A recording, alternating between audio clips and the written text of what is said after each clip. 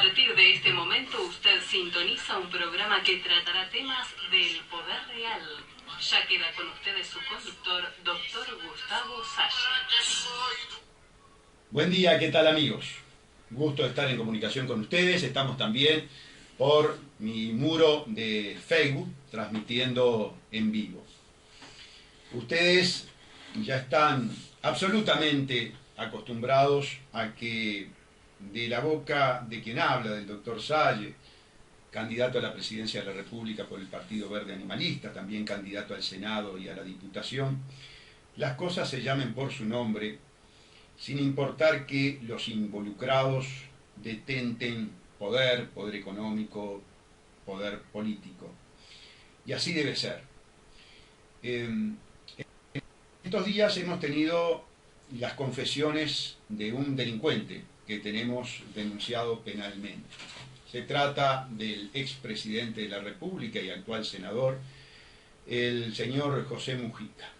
José Mujica en estos últimos días se ha dedicado a efectuar confesiones trascendentes desde el punto de vista jurídico penal. Primero habló de la satisfacción que sentía cuando entraba con una 45 a los bancos. Eso es claramente una apología del delito. Es un delito cometido por un senador de la República, es un instigador a la violencia, al uso de las armas y a la perpetración de conductas antijurídicas, antisociales, que van exactamente en contrario de lo que hizo cuando estaba en el gobierno. Cuando estaba en el gobierno, la satisfacción la tuvo en promulgar una ley por la cual nos esclavizó frente a los banqueros, la ley 19.210 de obligatoriedad de la bancarización. Por lo tanto, es un individuo que se caracteriza, y todos los uruguayos lo sabemos porque él se ha encargado de explicitarlo, a difundir discursos antagónicos, contradictorios, excluyentemente, y por lo tanto con una absoluta inmoralidad que plasma en aquella famosa frase de como te digo una cosa, te digo la otra. En el diario El Observador del fin de semana, el senador José Mujica hizo referencia a otra conducta delictiva que nosotros tenemos ampliamente denunciada desde el año 2009. Ustedes saben que, además de ser una asociación para delinquir con propósitos de carácter económico, fundamentalmente, el Fraude Amplio es una fuerza política torturadora, criminal de lesa humanidad. Lo fue desde un comienzo, allá en el 2009, ya con 3 años de gobierno había exhibido esa condición, lo cual resulta altamente paradójico, porque es una fuerza política que, estando en la oposición, se encargó de utilizar, manipular el tema de la violación de los derechos humanos durante la dictadura militar para conquistar electorado. Ahora está claramente probado, porque propias víctimas de los crímenes de la dictadura han salido a los medios de comunicación, ha salido inclusive un abogado italiano revelando que operadores del Ministerio Público frente amplistas reconocidos, operadores políticos del Fraude Amplio, se dedicaron a entorpecer la investigación que se llevaba adelante en Italia, se encargaron inclusive de buscar no apelar un fallo adverso con respecto a los derechos humanos en Italia, y por lo tanto exhibir que el tema de los derechos humanos simplemente fue utilizado por el Fraude Amplio con un propósito electoral. Pero el diario El Observador recoge una confesión de Mujica, una confesión que nos da plenamente la razón, no solamente desde el punto de vista conceptual, sino que nos da la razón en cuanto a nuestro accionar, es decir, a cómo nosotros nos manejamos frente a la violación de los derechos humanos por parte de los gobiernos de esta fuerza criminal que es el Fraude Amplio.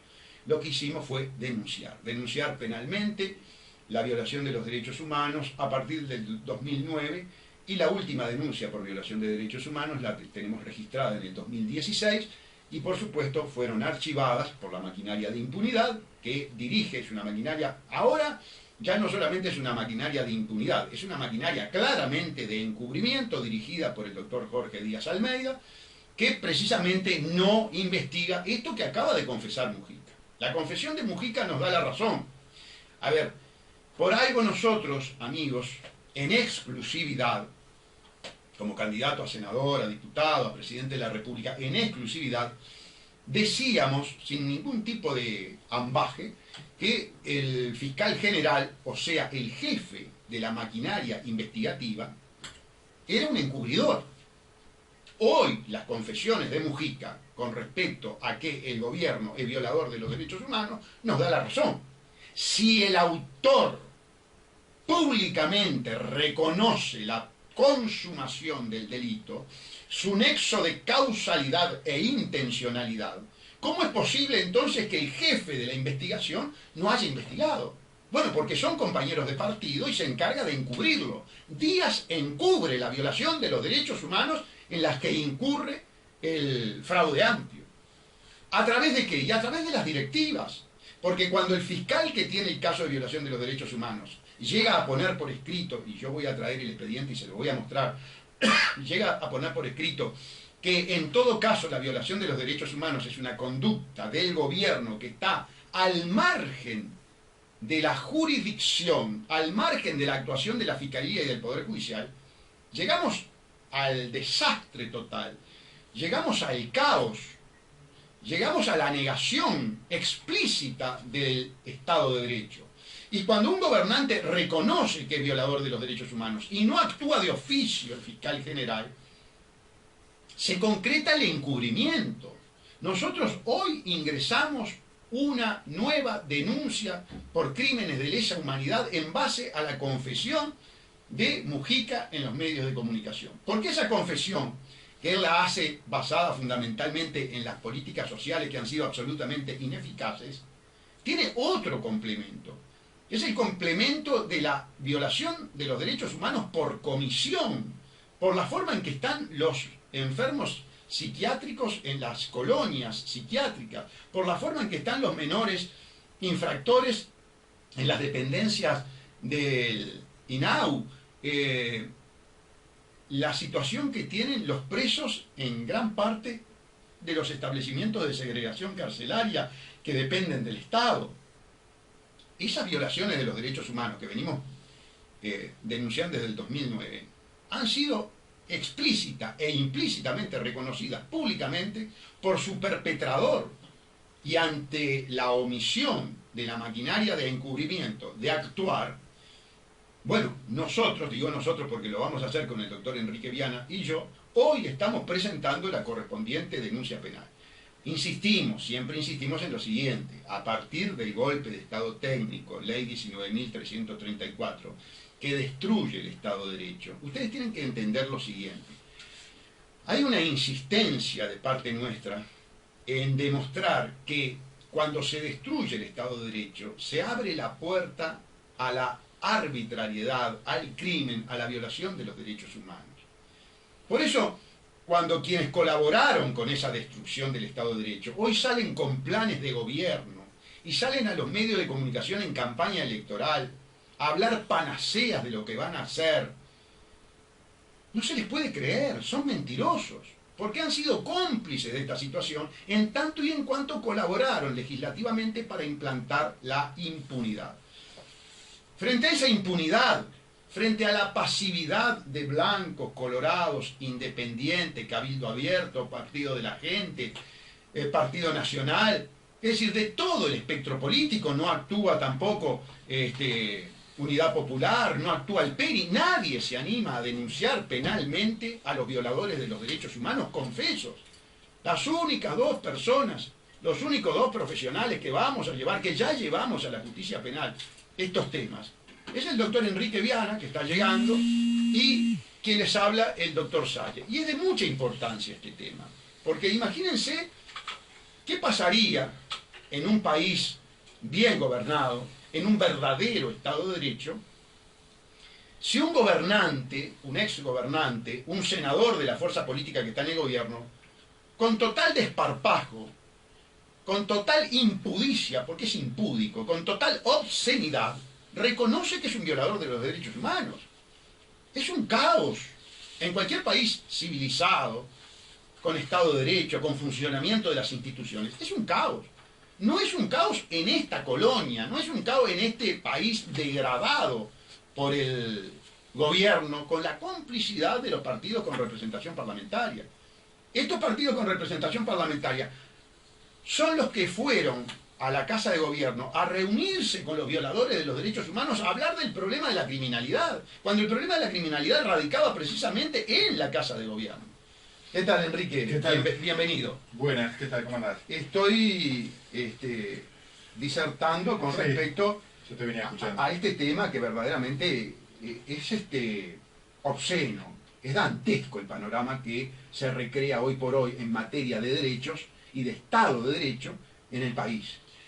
Yo, un poco retomando lo que tú venías diciendo de las confesiones, ¿no? Las confesiones de hechos verdaderos, vamos a insistir un poco con eso.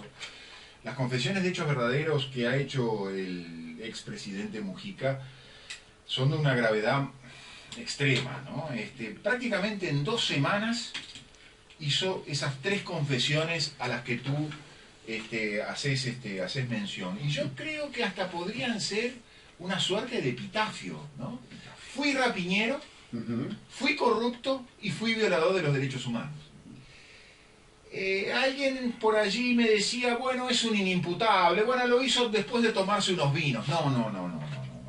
No perdonemos, no excusemos al señor José Mujica, porque no es ni un inimputable, y podrá tomarse algunos vinos, pero realmente las cosas estas que las dijo en actos políticos, además, en uno filmado para una película, como el hecho de la 45 a la que tú hacías referencia, y que nosotros hemos denunciado penalmente.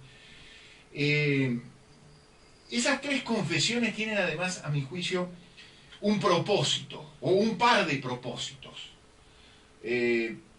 Por un lado, una suerte, lo que venimos diciendo hace mucho de esa suerte de venganza, ¿no? que exhibe permanentemente Mujica contra el pueblo, contra la ciudadanía.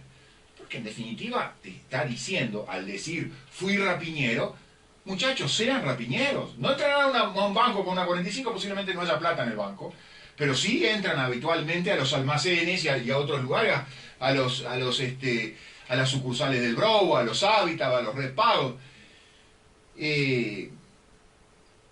Yo creo que al mismo tiempo nos está diciendo, vale ser corrupto. La corrupción como ideología y como ley, como lo hemos denunciado tantas veces, es rentable, es el modelo a seguir, es el modelo ideológico a seguir.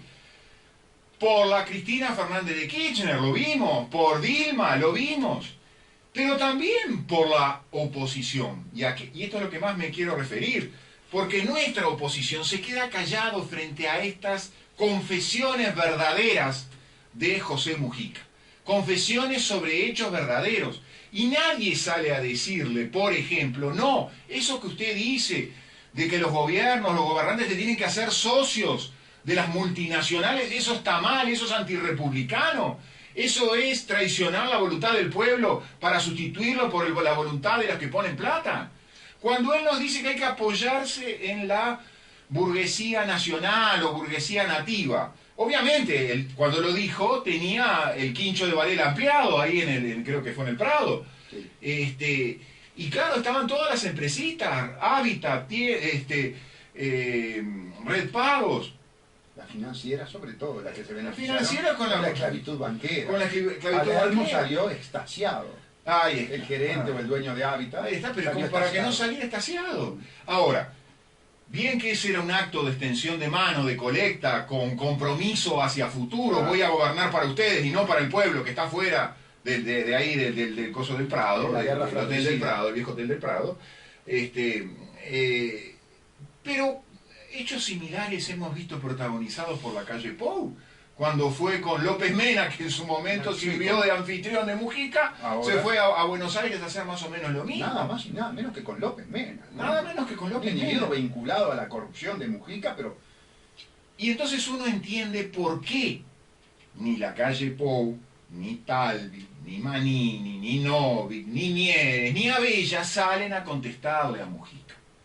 Porque Mujica está diciendo verdades de a puño. Está diciendo verdades de a puño que deberían merecer la reacción deberían merecer que los otros dirigentes políticos que he mencionado tuvieran que ir al juzgado penal a realizar la denuncia porque tuvimos un presidente delincuente, con lo que significa eso de mal ejemplo y de irradiación al resto de la población, y sin embargo ninguno de ellos se ha atrevido a ir a un juzgado o a la fiscalía penal en los tiempos actuales. El general Manini tampoco. No, tampoco. El general Manini tampoco. Tampoco. Entonces, pero Abella tampoco. Pero el maestro Abella, con el que tenemos buena relación, tampoco. Bueno, la gente... Ahora tienen un problema. Sí. Ahora tienen como candidato a senador un individuo del riñón de Mujica. Sí, por yo Roberto creo Freire. que todos tienen el mismo problema, con distintos casos concretos, si vos querés. Todos tienen cola de paja. Todos tienen muertos en el ropero. Todos tienen, y me perdonen la expresión, la cola sucia. Es decir, porque todos de alguna manera han coparticipado de los actos de corrupción. Tú mencionabas hoy, pude escuchar muy parcialmente la discusión con nuestro amigo Diego Durán, pero tú mencionabas que UPM no salía si los intendentes blancos no procedían como procedieron, dando las autorizaciones respectivas, con modificaciones de categorización de suelos. Entonces, todos de alguna manera respetan, entre comillas, la idea de que hay que volverse socio del poder real, que hay que volverse socio de las grandes corporaciones, que hay que volverse socio de las grandes corporaciones y de los intermediarios y de las pequeñas empresas uruguayas. ¿Por qué? Porque esas son las que ponen para las campañas políticas, porque esas son las que me sustentan y para esas voy a gobernar. Entonces, y la conclusión que yo creo que uno llega siempre es la misma.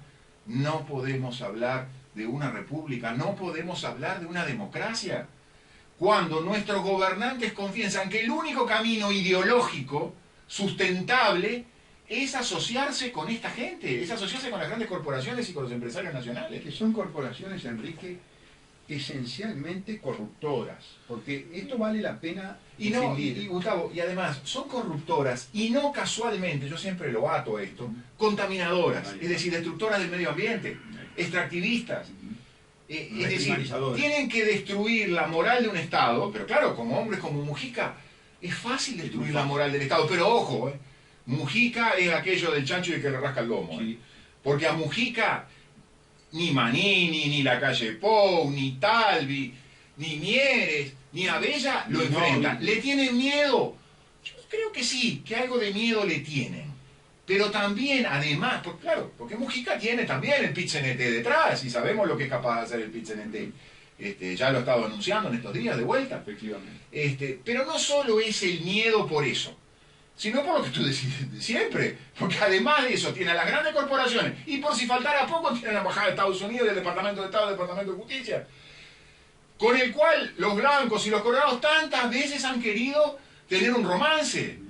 Entonces van a decir y van a confirmar o van a contestarle diciendo, no, Mujica está mintiendo, no pueden hacerlo. Entonces, por eso es el mutis y el silencio que es catastrófico para el Uruguay. Por lo que hemos dicho, Gustavo, no puede ser que el 98% de la población quiera que sus gobernantes sean ladrones, quiera que sus gobernantes sean entregadores de la república, de la democracia. No puede ser, porque eso es lo que nos está diciendo, es que además de la inviabilidad de la que tantas veces hemos hablado, casi podemos decir física del Uruguay, hay una inviabilidad moral. Moral, efectivamente. Uno mira las encuestas y las mira con profunda desazón, porque advierte que hay una enorme mayoría del pueblo que quiere la corrupción, quiere el colonialismo, quiere que seamos peones de un Estado contratado. A mí me sorprendían las conceptualizaciones de Mujica, porque prácticamente recogían tus expresiones. Yo creo que como tantos otros, y lo hemos comprobado hasta en casos específicos, no vamos a mencionar porque serían muchos los casos, no se escuchan. Sí, porque él habla prácticamente de una sociedad, de un contrato de sociedad entre el Estado y las transnacionales. Y él llega a decir en un momento, en estas declaraciones, al menos en las transcripciones que ha habido, él llega a decir algo así como aquellos que están contra UPM no saben bien cuál es el problema. O sea, él asocia obviamente el tema de UPM y del contrato RO-UPM y de lo que significa el contrato RO-UPM con esa idea del Estado socio, de los gobernantes socios, de los gobernantes coimeados por las grandes empresas. Yo mirá que yo me resisto a veces a usar algunas palabras, y he hablado de Estado contratado, pero ahora hasta la palabra Estado contratado me resulta molesta. Estado coimero. Estado coimero. Vivimos una situación de coima legal, coima legitimada en función de una ideología. Es decir, uno lo ve en la Argentina, más allá del pensamiento que uno pueda tener de Macri y de lo que representa Macri, pero eso significa que van a ganar los ladrones otra vez. Pero, Enrique, cuando Mujica habla de esa suerte de contrato entre el Estado y la multinacional, está totalmente acompañado, arropado por el Partido Colorado, el Partido Nacional, el Partido Independiente. Yo no he escuchado tampoco a Manini Ríos oponerse a este modelo, a esta inversión. En todo caso se opuso al problema de la contaminación y ahí nomás, pero no se opone a la inversión esta inmoral y a este contrato, a esta coima que se da entre el Estado y la transnacional. Yo por las dudas quiero poner en la cámara los titulares del Observador, por las dudas que la gente piense que esto no se ha dicho. Mujica, nosotros estamos violando los derechos humanos. Sí, por supuesto, pero desde el primer gobierno de Vázquez se están violando. Después tenemos... Caras y caretas. Mujica, si el Estado no invierte, lo hacen las multinacionales. Terminamos trabajando como sus peones. Pero perdón, aún invirtiendo el Estado, como sucede con el contrato ROUPM, que va a invertir 2 o 3 veces el valor de lo que va a invertir la empresa privada, aún en esa situación, terminamos siendo peones, terminamos siendo esclavos y terminamos contaminando el recurso hídrico vital. Gustavo, la palabra inversión, un amigo me decía hace muchos años, la palabra inversión es una palabra que se usa para muchas cosas. Es una palabra que uno tendría que asociarla con invertidos, ¿no? Porque en realidad la palabra inversión termina diciendo, Uruguay invierte cuando se endeuda para beneficiar a UPM. No, no invierte, se endeuda. Gasta, se endeuda. Se endeuda. Efectivamente. Entonces le ponen el nombre inversión a acumular deuda a favor del pueblo, no a favor de una empresa privada. Pero además, Enrique, y esto es lo más grave, un verdadero demócrata, un individuo que quiere vivir en un Estado de Derecho y que quiere respetar la soberanía con una visión artiguista, en cuanto entiende que la soberanía radica en el pueblo, jamás se puede encerrar en el despacho de una empresa a vender el líquido vital. En todo caso tendrá que consultar al pueblo uruguayo. Ahora, pregunto, Enrique, el acto eleccionario frente a un modelo de país que está planteando el Puñón, vale decir el Frente Amplio, el Partido Colorado, el Partido Nacional, el Partido Independiente, Cabildo Abierto, Novik, ¿no es una suerte de consulta soberana? ¿No tenemos que concluir que el pueblo uruguayo quiere el modelo extractivista, colonialista, reprimarisador, contaminante, corrupto? Sí. O es eso o es un fraude, ¿no? O en definitiva todo el acto eleccionario es un fraude, porque no estamos eligiendo. Eso estoy de acuerdo que no estamos eligiendo, pero a ver, el individuo que va y vota al Frente Amplio, que reflexivamente y que las encuestas nos están dando el 0,8, el 1%, nos demuestra que entonces hay un porcentaje enorme del pueblo uruguayo que dicen no queremos saber de nada con el discurso del doctor Salle, de Viana, del Partido Verde Animalista, que está buscando la defensa de la soberanía, la defensa de los recursos naturales, que está buscando el agua limpia para todo el pueblo. Uno siente verdadera frustración. Tenemos que ir a la pausa y volvemos.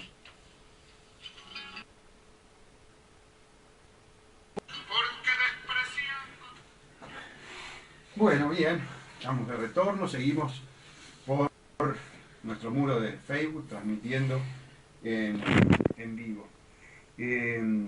Bueno, ¿qué vamos a hacer frente a esto, Enrique? Sí, nosotros vamos a ampliar las denuncias, a ampliar algunas de las denuncias que tú ya habías planteado y vamos a ampliar la denuncia de la apología del delito que hicimos el otro día, ¿no? Y creo que vamos también a ampliar la denuncia de UPM, ¿no? Por la referencia que hace, sin lugar a dudas, de que nuestros gobernantes se han puesto al servicio de estas multinacionales, contrato mediante, robo UPM mediante, ¿no? Yo también quería aportar esto, Gustavo. Tú has definido a este hombre como un Terminator, ¿no? Como un individuo destructor por naturaleza, ¿no? Le agregamos esa característica que decíamos de individuo vengativo, ¿no? De individuo que se está vengando del pueblo que le dio la espalda en determinado momento y que en sus últimos días va a dejar el tendal, ¿no? Y a esto yo le sumo que yo no sé, porque siempre atribuyo malas intenciones a esta persona, si esto no es para perjudicar al propio Martínez. Algunas de estas expresiones las ha hecho con Martínez al lado. Sí. Y también creo que es para perjudicar, entre comillas, o para poner de manifiesto que la oposición establecida, Partido Nacional, Partido Colorado, o estos partidos nuevos, Partido de la Gente, Cabildo Abierto, son parte, son cómplices también.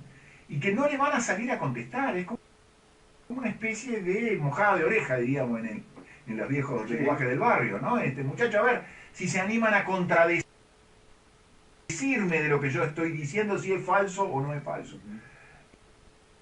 Y realmente la comprobación que uno hace es que no lo salen a contradecir, no lo salen a discutir, no lo salen a debatir, y mucho menos ir a una fiscalía a hacer una denuncia penal, que era lo que corresponde a cualquier persona hecha y derecha. Claro, porque este quebrantamiento del Estado de Derecho, con estas confesiones impúdicas, incluso en la persona de los senadores y diputados, entraña una obligación jurídica, Enrique. ¿Sí? Ellos estarían obligados penalmente a concurrir a la justicia, a ocurrir ahora a la maquinaria de encubrimiento e impunidad, a denunciar este tipo de manifestaciones. Pero con las tres confesiones estas, prácticamente casi todo el Código Penal queda pasado por arriba, es como si no existiera. Es decir, ¿quiere decir esto que un expresidente o un ex senador de la República puede realizar las confesiones que realiza, donde destruye el derecho de propiedad, el derecho a la libertad, el derecho, los deberes de la buena administración, la entrega del país, la violación de los derechos humanos? Toca prácticamente todos los sectores del Código Penal y este individuo permanece en la impunidad. Nosotros queremos referirnos también a una frase en la que nos da plenamente la razón de nuestro discurso. Soy el único candidato a la presidencia de la República que efectúa con un término una descripción de la realidad nacional e internacional. Un término que muchos les causa hilaridad, que es cleptocorporatocracia internacional, poder de las corporaciones internacionales. Y fíjense lo que dice Mujica. Hay un proceso expropiatorio de la clase media a nivel del mundo, con una economía que concentra la parte más jugosa del crecimiento en muy pocas manos. Efectivamente, esto es así. Este es el proceso por el cual la élite ha logrado paulatinamente ir desplazando a las burguesías nacionales, por decirlo de alguna manera, a los antiguos gallinal. Digo eso porque cuando en la década del 70 se hablaba de la reforma agraria, se ponía como ejemplo de un individuo burgués, desde el punto de vista de sus propiedades rurales, a la familia gallinal, que tenían 20.000, 30.000 hectáreas de campo. En este momento, las transnacionales de la forestación y de la celulosa, vale decir, en la colonia forestal celulósica que se ha convertido el Uruguay, por impulso de la ley 15.639 del 87 de Sanguinetti, que es el comienzo de este proceso de expropiación, como lo describe Mujica, por parte de las grandes corporaciones respecto de las burguesías nacionales, plasma esta situación entonces. El poder brutal de las corporaciones que vinieron a apropiarse de los recursos naturales y a desplazar a las burguesías nacionales Él habla de clase media, en realidad son clase alta, no clase media. La clase media sufre las consecuencias del proceso de deterioro del empleo en el país. ¿Por qué es tan importante este tema, de este modelo forestal celulósico? Porque este modelo forestal celulósico, que no ataca ningún otro partido de los que tienen posibilidades presidenciables, implica destrucción de empleos, destrucción de industrias, destrucción nada más y nada menos que de la industria del turismo. Porque cuando tengamos la profundización de la contaminación como proceso acumulativo, liquidando las playas del país, yo lo decía el otro día con Marcelo Pullares y también con Guillermo Lucich en Canal 11 de Punta del Este, se van a destruir, pero cantidad de miles de puestos de trabajo de una industria pujante a nivel internacional como es la industria del turismo. Entonces, vamos a tener el modelo de los troncos en el interior del país por falta de industrias, por falta de industrias vinculadas al turismo, por falta de industrias manufactureras. Vamos a tener un gran desempleo en las ciudades, en las urbes, en la capital, las capitales, y entonces vamos a tener allí dos situaciones. Por un lado, la profundización del asistencialismo y por lo tanto incremento del gasto fiscal, del déficit fiscal, de la financiación externa, y por otro lado, como elemento complementario ineluctable, imprescindible, el narcotráfico. El narcotráfico que ya está, según lo venimos diciendo hace mucho tiempo, transversalizando a la sociedad, no solamente en los estamentos sociales más bajos, marginales, lumpenizados, sino también a nivel del gobierno y de los partidos políticos. Curiosamente, el general Manini toma este concepto nuestro y lo lanza a los medios de comunicación, endilgando que la droga está, los grandes grupos de la droga está en el gobierno.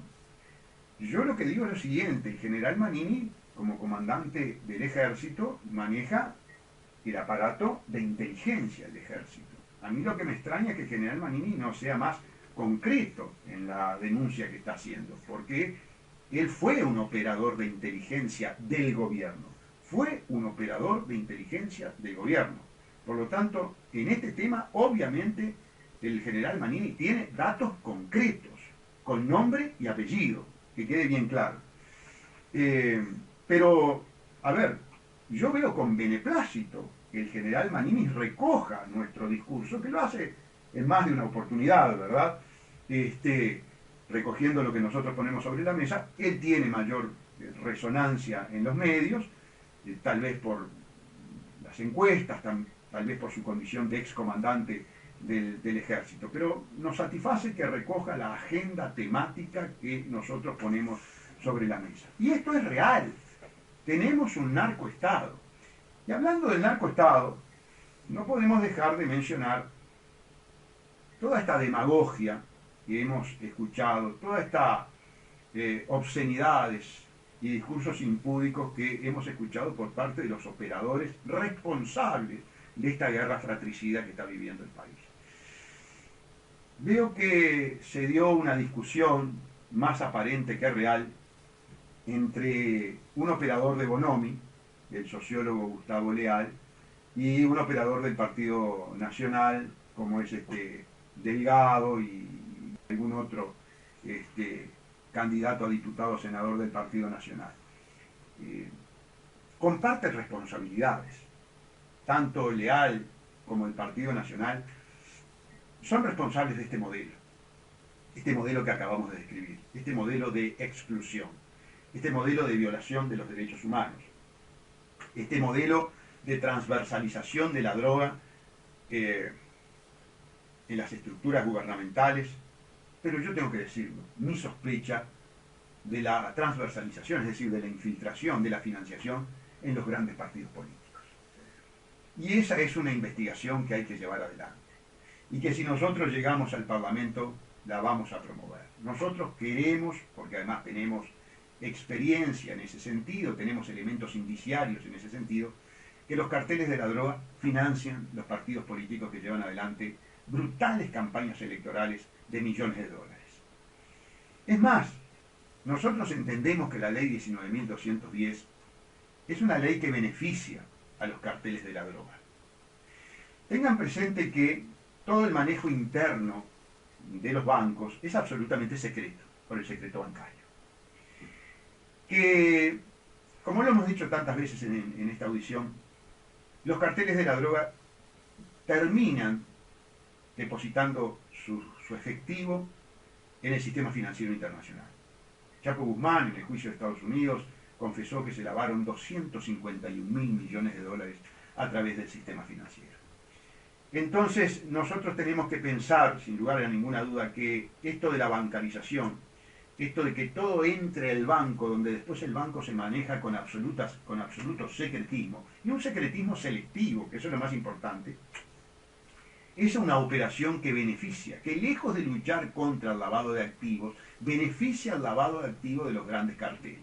No beneficia, obviamente, y allí está el maquillaje, y allí está la estafa intelectual, el pequeño lavado de activos, el control impositivo que se realiza contra el pueblo. En realidad es un control impositivo. Y nosotros no estamos defendiendo la evasión, todo lo contrario, la impositiva tiene todos los mecanismos legales para controlar que no haya evasión. Nosotros lo que estamos diciendo es que este mecanismo, que fue un avasallamiento del derecho a la libertad, un avasallamiento del derecho a la propiedad privada, que fue una ley en beneficio de los bancos, en beneficio de las instituciones financieras, y ahí lo teníamos, al gerente de Hábitat, a Palermo, en la cena de Mujica, loco de la vida, y habiéndose convertido poco menos que en un vocero de esa cena. Basta ver el Palacio de Cristal que tienen en la calle Fernández Crespo, basta ver cómo ha avanzado Hábitat desplazando al Banco República, ¿verdad?, para advertir que se ha legislado en favor de la casta parasitaria, usurera, abusiva, que es la casta financiera. Y lo hace este individuo que dice que le encanta entrar con una 45, le encantaba entrar con una 45 a los bancos, pero después no se entrega a los banqueros. Estamos en una guerra fratricida, es imponente. Yo vuelvo a repetir, el Canal 4 hizo una crónica muy buena, creo que fue Hernández, el periodista que la hizo, por barrios que antes eran barrios obreros, hoy son barrios periféricos, lumpenizados, en manos de los carteles de la droga, en que las abuelas decían que no podían dejar a sus nietos salir a la calle, que tenían mucho cuidado, que tenían rejas, y no obstante todas esas medidas de seguridad, muchas veces imposibles de llevar adelante por gente de escasos recursos, se producen las muertes intencionales y las muertes accidentales, como el chiquito que estaba mirando los dibujitos y recibió un balazo en la cabeza porque entró el proyectil por el techo liviano de su casa precaria.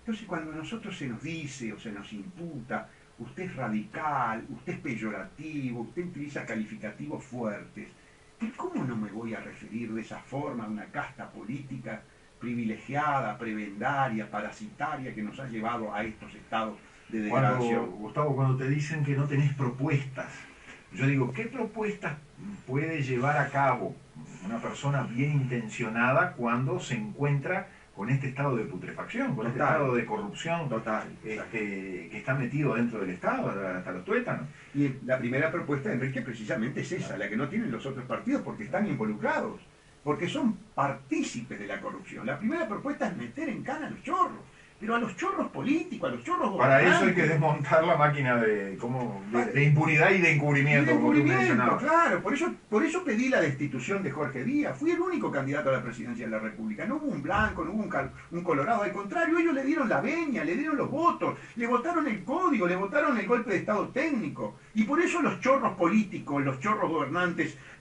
y los chorros cleptocorporatocráticos no van presos, porque hay una maquinaria de impunidad. Entonces la primera propuesta, que no la tiene ningún partido, es meter preso a los políticos ladrones, a los coimeados, meter preso a los gobernantes, meter preso a Mujica de una vez por todas. Esa es la primera propuesta. La segunda propuesta, todos los otros partidos, en su gran mayoría, salvo excepciones, ¿verdad?, quieren la contaminación del agua.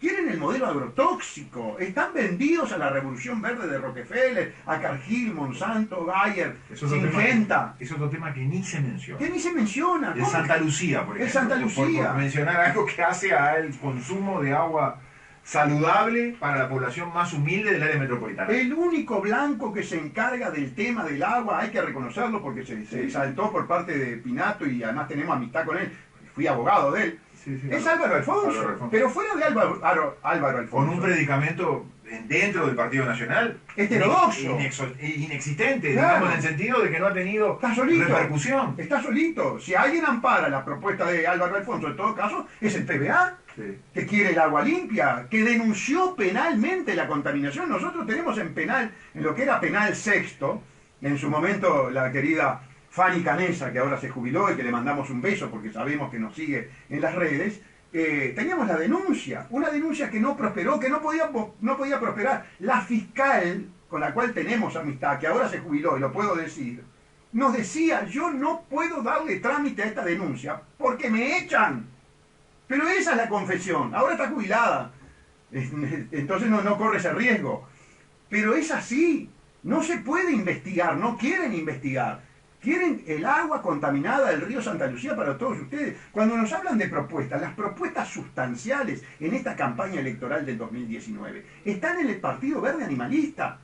Estamos diciendo no al modelo agrotóxico. Pero en el Partido Nacional, ¿tú crees que el Partido Nacional, con todos los votantes en el interior, con todos los votudos que se benefician del sistema agrotóxico que contamina y produce cáncer, se va a animar a decir: vamos a prohibir los agrotóxicos en forma paulatina, en forma tendencial? Porque claro, ustedes se podrán imaginar que de la noche a la mañana no se puede cambiar la metodología productiva por las consecuencias que ello trae, pero vamos en la tendencia a cambiar. No lo hacen. Entonces, eso son propuestas. Alguien ha dicho: vamos a terminar con la obligatoriedad de la bancarización. A propósito, señores, nos queda muy poco tiempo, hay que firmar, nos falta poco, nos falta muy poco, vamos a llegar.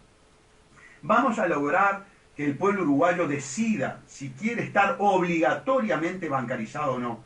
Hay que retomar el tema. Ningún otro partido político, y en esto quiero ser bien enfático, ningún otro partido político se ha encargado de luchar por la Constitución, por la ley, por la libertad, por el derecho a la propiedad, contra los abusadores, contra los especuladores, contra lo que es la casta financiera, esta casta financiera que a nivel internacional ustedes lo ven involucrados en crímenes abusivos, pedófilos.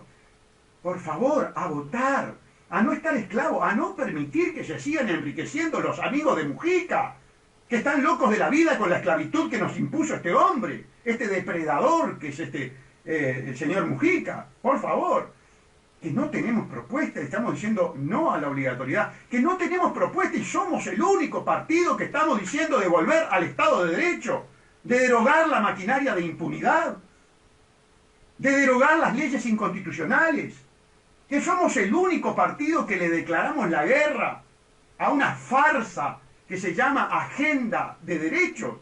¿Pero qué agenda de derechos me hablan? Me están hablando de una ideología perversa, una ideología que está bancada a esta altura de los tiempos, absolutamente confesada por la cleptocorporatocracia internacional, por los grandes fondos de inversión, por los parásitos rentistas de los fondos de inversión. Esa es la ideología de género. Que conste que el Partido Nacional, en una simbiosis con el fraude amplio, acaban de sellar en una suerte de pacto de gobierno.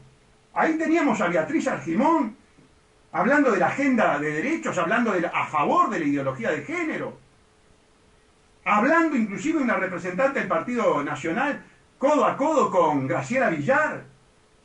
Decirle a Graciela Villar: no se confunda, señora Villar, la agenda de ustedes es la agenda de los grandes grupos elitistas internacionales que desvían la atención hacia una agenda de derechos falsa, hacia una subversión moral y axiológica, que no tenemos propuesta.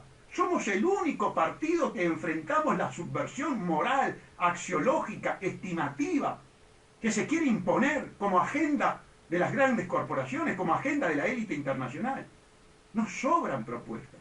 Gustavo, otro pequeño capítulo que tenemos que mencionar es las confesiones que ha habido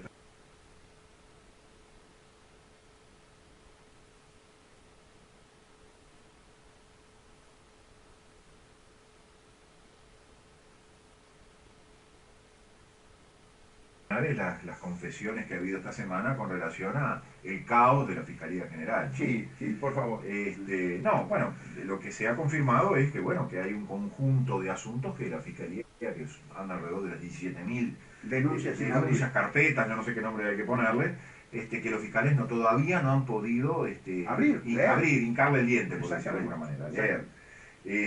Al mismo tiempo, bueno, el fiscal de homicidio que reconoce que tiene un conjunto de causas que no las puede llevar adelante, que se le están venciendo los plazos para hacer las acusaciones, lo cual significa, entre otras tantas cosas, que tiene gente presa sin saber si es culpable o inocente, ni siquiera a título de elementos suficientes de convicción, de semiplena prueba, como nosotros lo hemos constatado incluso en algún caso. Bueno, lo hemos constatado en una audiencia que tuvimos el día viernes, en que una estimadísima colega fiscal adjunta pidió mantener la prisión preventiva sin pruebas, porque no hay exhibición de semiplena prueba como lo pide la Constitución de la República, dice llanamente porque no habían tenido tiempo de investigar.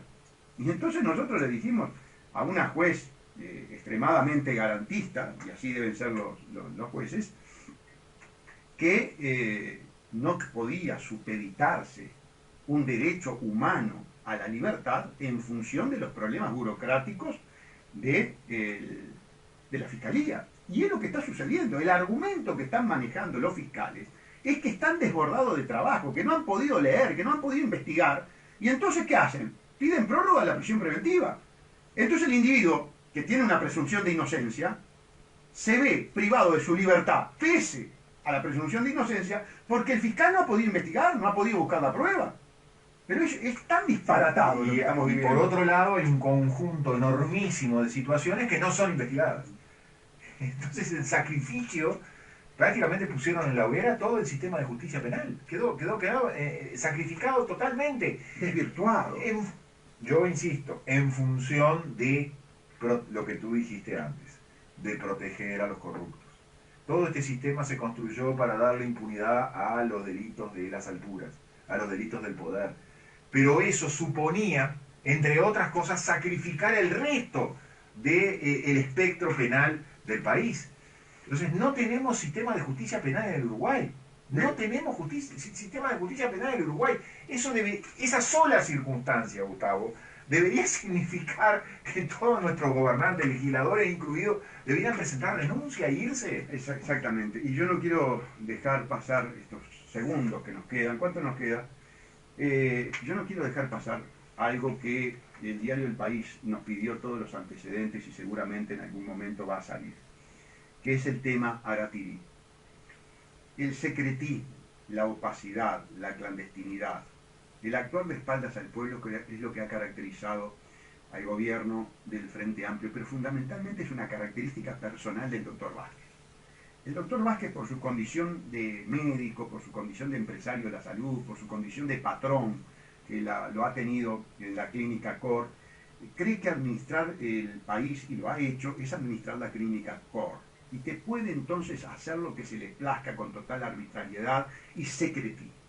Y así actúa con respecto nada más y nada menos que toda la problemática con características de corrupción que es el proceso Aratirí, que nosotros lo denunciamos, ni menos estaba sucediendo allá por el 2011, ¿verdad?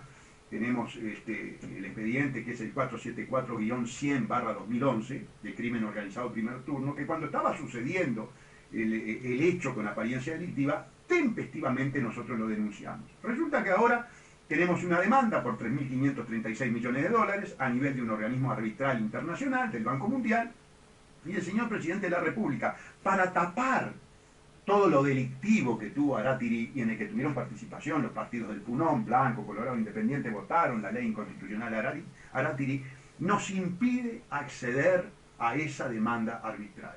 Les quiero decir que tenemos interpuesto un recurso de casación contra una dantesca sentencia de segunda instancia, cuyo ministro redactor, o casualidad, fue ascendido a la Suprema Corte de Justicia. y que no puede actuar en esta casación. Vamos a estar muy atentos para que el ministro Tabaré Sosa, que sacó una sentencia contra la transparencia, contra la república, contra la democracia, contra el pueblo, en favor de la cleptocorporatocracia, en favor de la clandestinidad, en favor de la opacidad con la que se maneja el presidente de la República, y oh casualidad, terminó de ministro de la Suprema Corte de Justicia, no intervenga en la casación porque intervino en la sentencia de segunda instancia. Estamos en esa lucha. El diario El País nos pidió los antecedentes. Sí, justamente yo estaba revisando los antecedentes y te voy a hacer una pequeña lectura del alegato en ese proceso judicial en lo contencioso administrativo de segundo turno. En su momento en el alegato nosotros hicimos una cita de Mariano Moreno, de la Gaceta de Buenos Aires, del 7 de junio de 1810, con la famosa frase: el pueblo tiene derecho a saber de qué se trata, el pueblo tiene derecho a saber la conducta de sus representantes, y el honor de estos se interesa en que todos conozcan la execración con que miran aquellas reservas y misterios inventados por el poder para cubrir sus delitos. El pueblo no debe contentarse con que sus jefes obren bien, debe aspirar a que nunca puedan obrar mal. Nada nuevo bajo 1810, Junta de Mayo. La Gaceta, el periódico en el cual escribía Mariano Moreno. Esta conceptuación de Mariano Moreno es perfectamente aplicable, plásticamente adecuada a la situación de arbitrariedad, secretismo, clandestinidad que lleva adelante Tabaré Vázquez. Y nosotros, cual si fuéramos Mariano Moreno, estamos bregando por el pueblo quiere saber. Hasta una nueva audición.